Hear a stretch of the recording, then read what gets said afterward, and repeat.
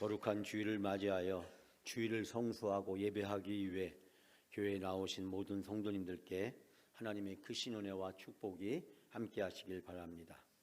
저는 여러분이 알다시피 지난주에 우리 원로 목사님과 또 대전도회 12분의 목사님들과 함께 필리핀 코피노 선교 현장에 달려왔습니다. 이 주라 선교회도 있고 또 두손모아 선교회가 있는데 우리 교회가 각각 후원하고 있는 선교 단체들입니다. 우리 두손모아 선교회는 18개 교회가 참여하고 있는데 우리 정동욱 원로 목사님께서 회장을 맡고 계십니다. 특별히 안병갑 코피노 사역을 하고 있는 선교사를 후원하고 선교 사역이 잘 이루어질수록 돕고 있습니다. 우리 교회는 이 두손모아 선교회를 후원하고 있습니다. 또한 이 코피노 어린아이들 초등학교와 우리 중고등학교 학생들을 공부할 수 있도록 도와주는 일을 이 주라 선교회가 하고 있는데, 현재는 우리 정민양 목사님이 이사장으로 제가 서기로 한 60여 분이 이 주라 선교회에 참여해서 함께 하고 있습니다. 여러분 알다시피 이 코피노는 한국인들이 필리핀에 유학을 가거나 여행을 하고 또 사업을 하다가 필리핀 여자분들을 만나서 자식을 낳았는데 여러 가지 상황과 이유로 인해서 돌연 한국에 귀국함으로써 그 아이들이 버려진 상황에 처하게 됩니다. 그 코피노 어린 아이들을 돕는 선교 사역을 여러 단체들이 하고 있습니다. 자, 먼저 이번 영상을 여러분과 함께 3분 동안 함께 보고 말씀을 드리겠습니다.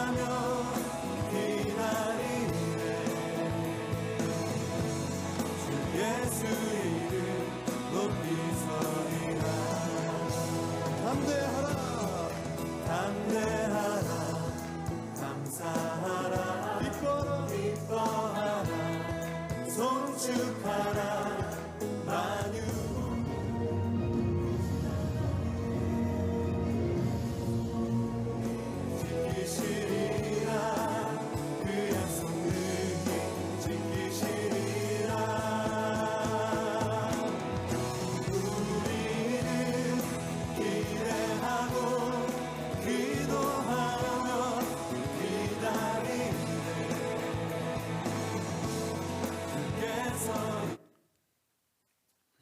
여러분이 잘 아시는 목사님들이죠. 우리 대전노회에서 주로 목회 활동을 하고 계시는 목사님들과 함께 또 원로 목사님과 함께 많은 시간을 보내면서 선교사님의 그 선교의 현황도 듣고 또 고충도 들으면서 함께 기도하고 도울 수 있는 일을 구체적으로 방법을 찾으면서 보냈습니다. 코로나 이후에 많은 선교들이 중단되고 또 선교 후원도 중단되고 더 어려운 것은 선교사 지망생들이 급격하게 감소하고 선교 현장에 방문하는 선교 정탐이라든지 단기 선교로 참여하는 우리 청소년, 청년들, 이 교인들의 발길이 급격하게 감소했다라는 이야기를 들으면서 교회들이 힘을 내어서 선교 현장을 방문하고 또 선교 현장을 위해서 기도하고 선교사 사역에 함께 동역할 수 있는 길을 만들어야겠다라는 이야기들을 목사님들과 함께 나누었습니다. 코피노 아이들, 이 아이들은 이름이 두 가지가 있는데 첫 번째는 필리핀식 이름이 있습니다. 필리핀 마르코스라든지 필리핀식 이름이 있습니다. 또한 한국인 아버지가 지어준 한국인 이름을 가지고 사는 아이들도 있습니다. 코피노 아이들의 이름을 부를 때 한 명씩 이렇게 앞으로 나오게 되는데 그때 필리핀식 이름을 부를 때는 전혀 특별한 감동이나 느끼는 느낌이 없었는데 갑자기 한국 이름을 부르는데 네 하고 대답하고 나오는데 그 어린아이의 모습을 보니 한국인인 것 같기도 하고 필리핀인 것 같기도 하고 또 필리핀도 아니고 한국인도 아닌 그런 모습들을 이 어린아이들에게서 발견하게 됩니다. 그 아이들의 눈망울을 지금도 잊혀지지가 않습니다. 한국인 아버지에게 버림을 받고 필리핀 빈민촌에서 힘들게 살아가는 그 아이들, 얼굴은 천진난만하게 활짝 웃고 있지만 그러나 그들의 삶의 밑바닥에서 힘들고 어렵게 살아가는 깊은 슬픔을 발견하게 됩니다. 냄새가 많이 나는 그리고 사방에 쓰레기와 오물로 버려진 그 힘든 빈민촌에서 어렵게 공부하면서 살아가고 있는 그 아이들의 모습을 보면서 많은 생각을 하게 되었습니다. 한국이 풍성한 경제력을 가지고 있다고 해서 제3세계 나라에 여행하고 유학하고 또 가서 사업을 하면서 함부로 그곳에서 아이들을 버리고 살고 있는 그 버려진 아이들, 특별히 이 한국인 이름을 가진 아이들은 아버지와 같이 살다가 어느 날 갑자기 아버지가 사라졌습니다. 그 아버지가 귀국한 거죠. 그 아버지는 한국에 결혼한 가정이 있는 사람도 있고 한국에 와서 취업을 하고 결혼하는 사람도 있고 선교사님이 겨우 수소문해서 전화를 하면 전화를 받지 않거나 전화를 받아도 아무 말 없이 끊기도 하고 어떤 분은 나한테 왜 전화했냐고 소리를 지르면서 끊는 사람도 있다는 얘기를 들으면서 서글픈 생각을 하게 되었습니다. 저는 필리핀을 이번에 다녀오면서 필리핀 내내 오늘의 본문의 말씀을 깊게 묵상을 했습니다. 이 본문의 말씀은 여러분이 잘 알고 있는 말씀입니다. 아마 여러분이 이 말씀을 수십 번 설교를 들었을 것 같은 생각이 들기도 하고 또 추수감사절이 되면 등장하는 많은 본문들 중에 하나이기 때문에 여러분이 제가 설명드리지 않아도 이 본문의 내용을 잘 알고 계시라고 생각합니다. 저는 관점을 약간 바꾸어서 오늘의 본문 세 가지 질문을 던지러 갑니다. 첫 번째 질문은 바로 9대1, 왜 다수인 이 9이 아니고 하나, 즉 소수인 한 명일까라는 질문을 던지러 갑니다. 9대1, 다수인 9이 아니고 소수 한 명일까라는 것입니다. 12절에 보면 나병 환자 10명을 소개하고 있습니다. 근데 이 15절에 보면 그 중에 한 사람이 자기가 낳은 것을 보고 큰 소리로 하나님께 영광을 돌리며 돌아왔다라고 이야기하고 있습니다. 10명의 나병 환자들이 예수님을 만났습니다. 그리고 그 10명의 나병 환자들의 병이 예수님을 통해서 치유가 되었습니다. 근데 그 10명 중에서 단 한 명만 예수님에게 돌아와서 큰 소리로 하나님께 영광을 돌리며 돌아왔다라고 이야기하고 있습니다. 9명은 그냥 가버렸고 한 명만 돌아왔다라고 이야기하고 있습니다. 저는 오늘 본문의 말씀에서 여러분과 같이 생각해 보자는 것은 믿음은 숫자가 아니라는 것입니다. 믿음은 숫자가 아니라는 것입니다. 숫자라고 하는 것은 계산하다라는 뜻을 가지고 있습니다. 이 계산하다는 뜻은 이성적이다라는 뜻을 가지고 있습니다. 그러니까 우리가 보통 저 사람은 이성적인 사람이야 라는 말을 우리가 쉽게 그 말을 철학적으로 풀이해 보면 그 사람은 바로 계산적인 사람이야 라는 뜻입니다. 다른 말로 얘기하면 합리적이고 상식적이다라는 뜻을 가지고 있습니다. 근데 여러분, 바로 믿음은 계산이 아닙니다. 이성도 아니고 합리적인 것도 아니고 상식적인 것도 아닙니다. 믿음은 숫자를 뛰어넘고 이성을 뛰어넘고 상식을 뛰어넘습니다. 숫자의 함정에서 벗어나야 됩니다. 우리가 신앙생활을 한다는 것은 숫자에 빠져서 사는 것이 아닙니다. 그것은 바로 세상의 방식이고 과학의 방식이고 이성의 방식이고 수학의 방식입니다. 수학과 과학과 세상은 바로 신앙의 영적 세계가 아닌 것입니다. 믿음의 법칙은 숫자의 원리를 따르지 않습니다. 하나님 나라의 영적 법칙은 숫자를 뛰어넘고 다수결을 뛰어넘고 더 큰 것, 더 많은 것을 추구하지 않습니다. 다수결이 숫자가 큰 것이 많은 것이 옳은 것이 아닐 수 있다라고 하는 것을 이야기합니다. 여기서 우리가 깨닫는 것은 많은 것, 숫자가 큰 것이 잘못됐다고 얘기하는 것이 아니라 그것이 진리가 아닐 수도 있다라고 하는 것입니다. 즉 숫자가 진리를 가름하는 기준이 아니라는 것입니다. 우리가 때로는 여론조사를 하고 때로는 투표를 합니다. 그리고 어떤 것들을 선택을 하게 됩니다. 그러나 그것은 정의의 문제, 옳고 그름의 문제가 아니라고 하는 것입니다. 투표에서 당선 분이 정의로운 분이고 투표에서 안 된 분이 소수의 의견이 소수라는 잘못된 것을 얘기하지 않습니다. 여론을 조사해서 수치가 높다고 해서 그것이 옳은 거고 여론조사에서 수치가 낮다라고 해서 그것이 잘못된 것은 아니라는 것입니다. 인기가 많다고 해서 그것이 올바르고 인기가 없다라고 해서 그것이 잘못된 것으로 우리가 생각하면 안 된다는 것입니다. 그러나 우리가 자본주의 사회를 살아가면서 우리는 숫자의 착시 현상 속에서 살아갑니다. 많은 것이 옳고 많은 것이 정당하다고 생각하는 경우가 많습니다. 작은 것은 부족하거나 잘못됐거나 때로는 심지어 많은 것은 선하고 작은 것은 악하다고 생각하는 잘못된 판단의 오류에 빠진 경우가 참 많습니다. 여러분, 시내산에 모세가 올라간 사이에 이스라엘 백성들이 모여서 아론과 함께 토론을 벌입니다. 우리는 이 장면을 너무나 잘 알고 있죠. 그때 그들이 한 얘기가 뭡니까? 여기서 이렇게 사느니 차라리 애굽으로 돌아가는 것이 낫다.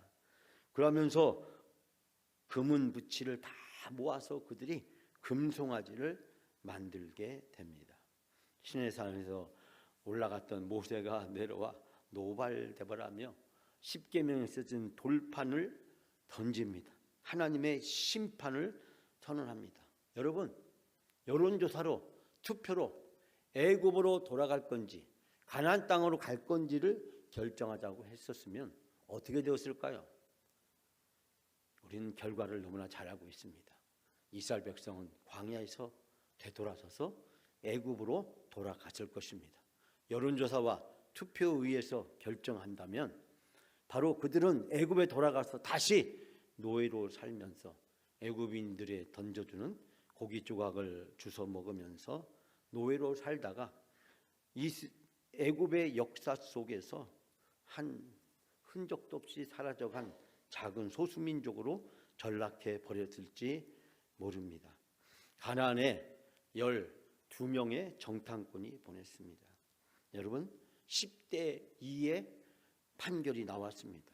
그 10은 무엇이었습니까? 우리는 메뚜기 같다. 우리는 이제 가나안 땅에 들어가면 다 죽었다. 가나안 땅을 정복하는 것은 불가능하다. 그러나 단 2명 여호수아와 갈렙, 그들은 우리의 밥이다. 하나님이 우리에게 저 적광 땅을 주셨다. 여러분 12명의 정탐꾼이 투표를 하면 어떤 결과가 나왔을까요?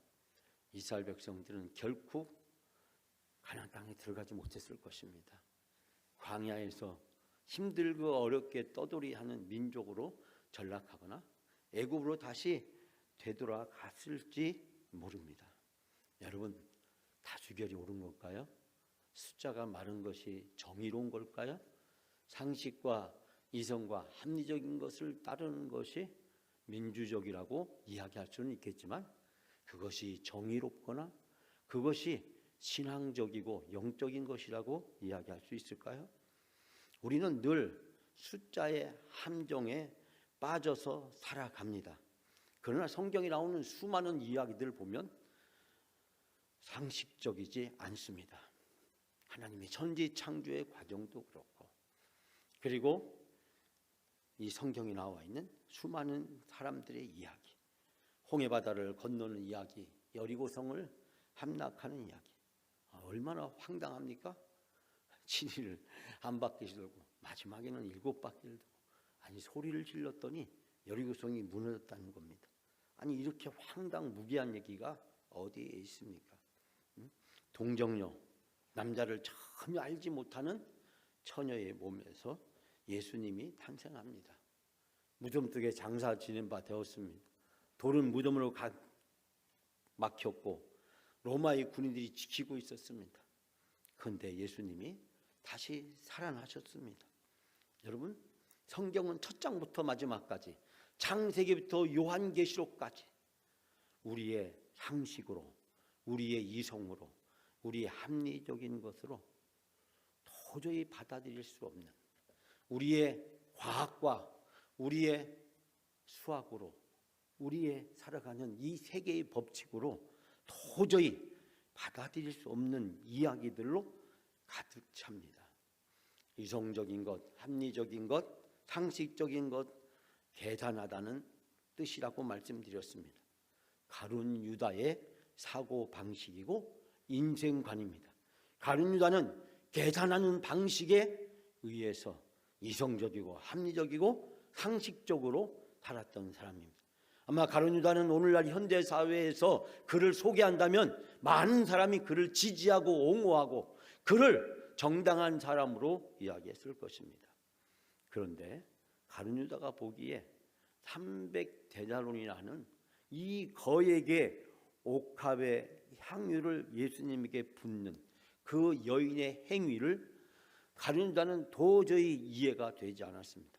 더더군다나 그 여인의 행위를 저지하지 않고 오히려 그 행위에 하는 그 여인을 칭찬하는 예수님을 이해하는 것은 고사하고 받아들이기가 어려웠습니다. 결국 가룟 유다는 예수님을 계산합니다. 예수님을 그리고 돈으로 바꿉니다. 예수님을 돈으로 팔아버립니다. 계산의 비극, 산수와 과학의 비극이 무엇인지 우린 여기서 발견하게 됩니다. 박수를 받고 칭찬을 받고 인정을 받아야 될 가룟 유다의 인생은 무엇으로 끝났습니까? 스스로 자살할 수밖에 없는 자기 파탄으로 그는 전락해버리고 맙니다. 계산과 과학과 산수가 우리의 인생을 지배하게 되었을 때 우리는 비극적 종말을 맞을 수밖에 없다는 사실을 깨닫게 됩니다. 여러분과 저를 구원하신 하나님은 예수 그리스도를 십자가에 아낌없이 희생시키셨습니다. 독생자 예수 그리스도의 목숨을 돈으로 계산한다면 천하하고도 바꿀 수 없습니다. 한 영혼이 천하보다도 더 귀하다. 성경 말씀입니다. 그런데 우리가 그 예수 그리스도를 통해서, 그 예수 그리스도의 죽음을 통해서 여러분과 저의 죄 때문에 예수 그리스도는 십자가에 죽으셨습니다. 사랑하는 여러분, 우리는 예수님의 목숨 값을 치를 어떠한 대가를 지불한 적도 없습니다. 우리의 봉사가, 우리의 헌신이, 우리가 하나님께 예배하고 기도하고 우리가 하나님께 헌금을 했다고 해서 그것이 예수 그리스도의 몸값을 치를 만큼 정당한 대가였다, 충분한 대가였다라고 이야기할 수 있는 사람이 어디에 있을까요? 그런데 우리는 신앙생활하면서 너무 자주 계산기를 끄집어 들고 하나님께 계산을 하려고 합니다. 하나님 나라의 영적 법칙은 숫자 더 많은 것이, 과학이, 산수가 이성과 합리적인 것이 아님에도 불구하고 우리는 하나님께 너무 쉽게 계산기를 꺼내어서 하나님 앞에서 계산을 하려고 합니다. 믿음의 영적 방식은 바로 인간 계산기를 내려놓는 것입니다. 내 가능성이 1%라도 있으면 하나님은 0%가 됩니다. 내 가능성이 1%라도 작동이 되면 하나님의 역사는 아무것도 일어나지 않습니다. 그러나 내 가능성이 0%가 되면 하나님은 100%가 됩니다. 우리는 광야에서 이스라엘 백성이 불기둥과 구름기둥으로 이스라엘 백성을 인도하고 보호해 주시고 만나와 메추라기를 그들에게 먹여주셨습니다. 광야는 사람이 살아남을 수 있는 가능성이 0%인 것이라고 말씀드렸습니다. 그런데 바로 그 광야에서 하나님은 이스라엘 백성에게 믿음으로 살면 그 광야는 0%가 아니라 100%가 된다는 하나님의 능력과 기적을 보여주셨습니다. 사랑하는 여러분, 가룟 유다처럼 계산기를 들고 예수님을 계산하고 하나님이 우리에게 베푸신 사랑과 은혜를 계산하려고 드는 것이 아니라 믿음의 법칙을 가지고 살아가게 되면 나의 0%가 하나님의 100%가 되는 놀라운 일이 일어나게 될 줄 믿습니다. 우리가 어떠한 상황에 있든지 어떠한 문제가 있든지 어떤 고난과 역경에 있든지 그 상황이 우리를 힘들게 하고 어렵게 할 수는 있지만 그것이 우리를 지배하는 것이 아니라 하나님의 사랑과 은혜가 우리의 인생을 이끌어 살아가게 될 때 우리의 인생 속에서 하나님의 능력과 기적이 100%로 역사하는 놀라운 일들이 펼쳐질 줄 믿습니다. 2024년 11월입니다. 12월을 앞두고 있습니다. 지난 10개월 동안 우리가 돌이켜보면 하나님 은혜가 너무 크다는 사실을 발견하게 됩니다. 때로 어떤 분들은 힘들고 어렵다는 이야기를 합니다. 물론 힘들고 어려운 상황이 있을 수 있고 그런 상황이 실제하기도 합니다. 여러분, 그렇다면 우리가 힘들고 어려운 것이 2년 전 우리 교회에서 분란이 일어났을 때 그때 상황을 한번 생각해 보십시오. 제가 처음 이 교회 부임했을 때 앞이 깜깜했습니다. 저를 소개해 주셨던 장로님에게 제가 큰 소리로 장로님 말이 다르잖아요. 제가 영광교회 가면 한 달 안에 모든 문제가 끝난다며요. 그런데 갈수록 일이 심하게 되고 있습니다. 그때 고 박영지 장로님은 그런 말씀했습니다. 김 목사 금방 다 끝나. 기도만 하고 있으면 끝나. 하나님이 기도하라는 얘기야. 응? 기도하면 다 끝나. 여러분, 우리가 함께 모여서 새벽마다 열심히 기도했을 때 모든 일이 다 끝났습니다. 한국교회가 과거에 전쟁도 겪었고 매우 여러 가지 환난과 근대사에 겪었던 수많은 그 격변의 현장 속에서 힘들고 어려움을 겪었지만 전쟁도 겪고 일본에 의해서 강제로 국권이 침탈당하는 치욕적인 일을 겪었지만 한국교회 성도들은 기도를 포기하지 않았습니다. 전쟁의 한복판에서도 기도하기를 포기하지 않았습니다. 수많은 어려운 상황 속에서 기도하기를 포기하지 않았습니다. 하나님은 우리에게 큰 은혜를 부어주셨고 그 모든 어려움에서 우리를 구원해 주셨습니다. 코로나가 시작됐을 때 앞이 깜깜했습니다. 누구도 해답을 갖지 못했습니다. 왜냐하면 우리 세대에 이런 큰 전염병을 우리가 처음 겪었기 때문입니다. 그러나 지금 어떻습니까? 코로나 생각만 해도 우습지 않습니까? 그렇게 다 죽을 것처럼 전 세계에서 수많은 사람들이 죽어가는 그 어두웠던 상황, 한 치 앞도 내다볼 상황이 한순간에 정리가 되고 해결되는 것을 보게 됩니다. 여러분, 우리가 기도하고 믿음의 법칙을 가지고 살아가면 하나님의 능력과 기적의 삶이 우리의 삶에서 이루어지게 될 줄 믿습니다. 사랑하는 여러분, 아홉으로 살아가는 여러분의 인생이 아니라 한 사람으로 살아가는 여러분의 인생이 되시기를 바랍니다. 두 번째는 유대인 대 사마리아인입니다. 왜 유대인이 아니고 사마리아인이었을까라는 생각을 해보게 됩니다. 유대인, 하나님의 선택을 받고 사랑을 받고 하나님이 특별히 선민으로 제사장 나라로 선택한 위대한 민족입니다. 그런데 왜 유대인이 아니고 사마리아인이었을까? 16절을 보니까 예수의 발 앞에 엎드려 감사하니 그는 사마리아 사람이었다. 9명 유대인이었습니다. 한 명 예수님에게 돌아온 사람, 그 한 명은 바로 사마리아인이었습니다. 사마리아인, 그는 누구입니까? 이방인과 결혼한, 그래서 이방의 신앙과 문화에 물든 한마디로 죄인이었습니다. 그런데 의인이었던 하나님의 선택받은 이 9명의 유대인은 어디로 갔는지 코빼기도 보이지 않고 유대인들이 평상시에 손가락질하고 비웃고 조롱하며 멸시하던 저 개와 같은 개만큼도 못한 저 사마리아 사람, 유대인들이 그렇게 무시했던 그 사마리아 사람이 지금 예수의 발 앞에 엎드려서 감사를 하고 있습니다. 여러분, 유대인이 누구였습니까? 애굽 왕 바로의 노예였습니다. 그 노예를 하나님이 모세를 통해서 해방시켜 주셨습니다. 출애굽 과정의 드라마틱한 얘기는 무엇으로도 다 설명할 수 없습니다. 믿는 사람이나 믿지 않는 사람인지 영화나 소설로 그 이야기만 들어도 큰 감동이 몰아칩니다. 그리고 하나님은 율법과 성막과 제사와 절기를 선물로 주셨고 하나님의 백성으로 살아갈 수 있도록 인도해 주셨습니다.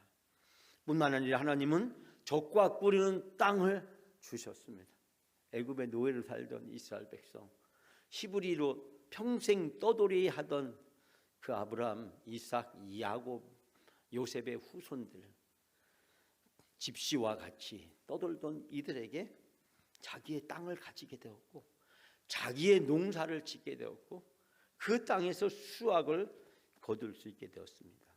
여러분, 노예였다가 가나안 땅의 주인이 되어서 살아가게 된 것, 이스라엘이 힘이 있어서 능력이 있어서 전쟁을 잘해서 이 가나안 땅을 정복한 겁니까?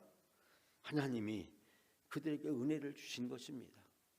여리고성 얘기를 굳이 다시 하지 않아도 정말 상상할 수 없는 놀라운 방식으로 하나님은 이스라엘 백성에게 젖과 꿀이는 땅을 선물로 주셨습니다. 그 하나님의 사랑과 은혜에 감격과 기쁨 속에 빠져서 살아가야 될 이스라엘 백성들이 이제 그 가나안 땅에서 젖과 꿀이는 땅에서 하나님이 주신 땅에서 하나님께 불순종합니다. 우상을 숭배합니다.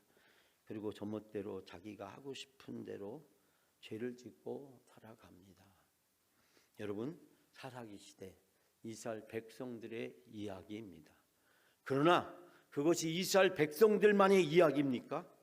바로 오늘 우리의 이야기입니다. 내 멋대로 내가 하고 싶은 대로 신앙생활하고 교회 생활을 하고 우리는 바로 제멋대로 살아가고 있는 오늘 우리 자신들의 적나라한 자화상을 우리는 감출 수가 없습니다.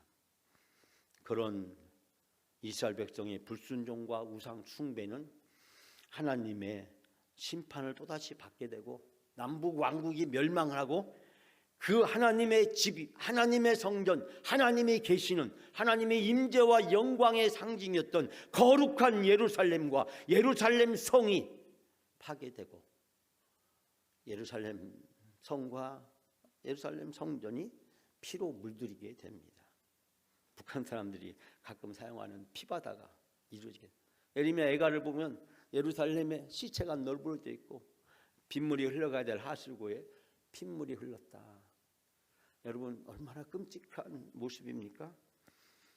코에는 피 비는 데가 숨을 쉴 수가 없고 눈을 뜨고 참아 볼 수 없는 그 처참한 모습이 예루살렘과 성전에서 파괴되고 하나님의 영광과 존귀만 드러나야 될 예루살렘 성전은 무너지고 그리고 성전의 거룩한 기밀들 손만 닿아도 죽을 것 같았던 그 무시무시한 그 하나님의 영광과 임재의 상징했던 기물들이 이방인 약탈자들에 의해서 조롱거리로 전락해버리고 말았습니다.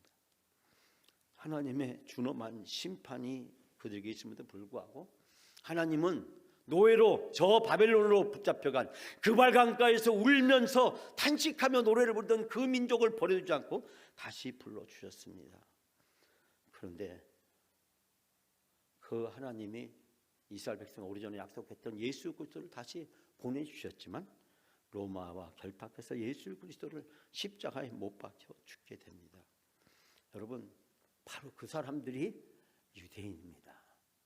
하나님의 선택받은 유대인, 하나님의 선민으로 제사장 나라로 여러분 오늘 바로 그 유대인이 우리 자신입니다.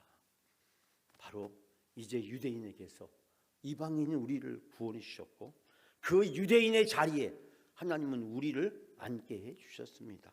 하나님의 자녀로 제사함 받고 구원받고 천국에서 영생을 소망하며 살아갈 수 있도록 놀라운 축복과 은혜를 바로 오늘 우리들에게 베풀어 주었습니다.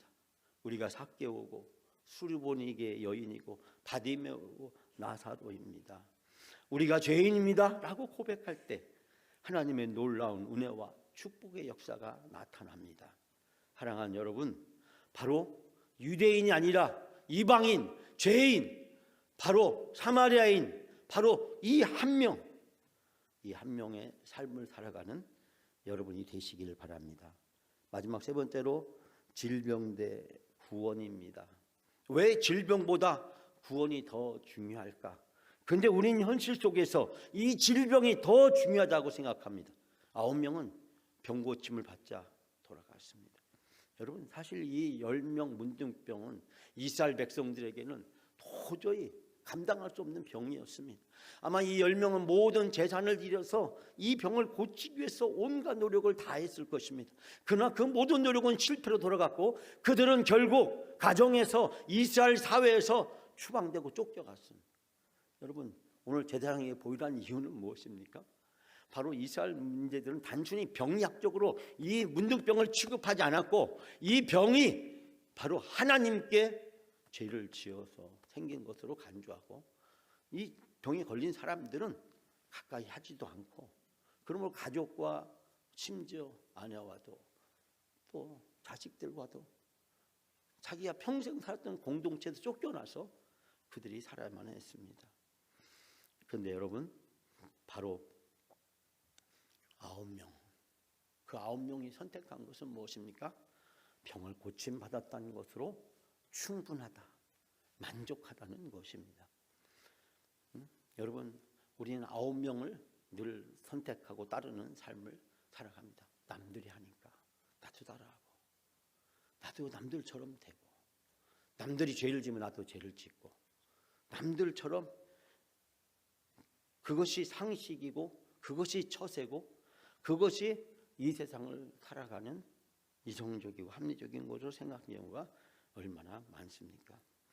사랑하는 여러분, 저는 오늘 주신 말씀을 통해서 2024년도 11월 내일부터 시작되는 우리 추수감사절 특별 새벽기도에 여러분을 초청하면서 저는 여러분이 9명의 삶을 살지 않기를 권합니다.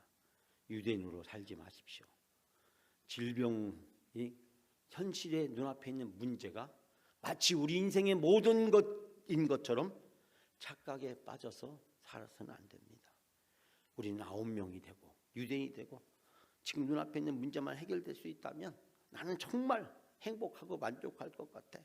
그것이 내 인생의 성공이고 기쁨이라고 생각해서 살아가는 그 어리석은 사람이 아니라 비록 눈에 보이지 않지만 그러나 천국을 바라보고 영생을 소망하면서 살아가는 이 한 명 사마리아 이 이방인 이 죄인 이 사람에게는 구원이 있고 희망이 있고 미래가 있고 천국이 있습니다.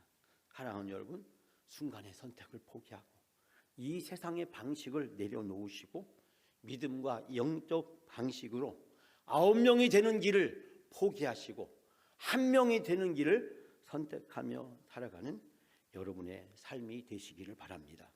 세상 사람들은 여러분을 어리석고 미련하다라고 조롱하고 비웃을런지 모릅니다. 인정받지 못할지 모릅니다. 그러나 하나님의 놀라운 상급과 축복이 이 한 명에게 있을 줄 믿습니다. 내일부터 시작되는 전교인 특별 새벽 기도에 여러분이 그 한 명이 되는 선택이 되시기를 주님의 이름으로 축복합니다.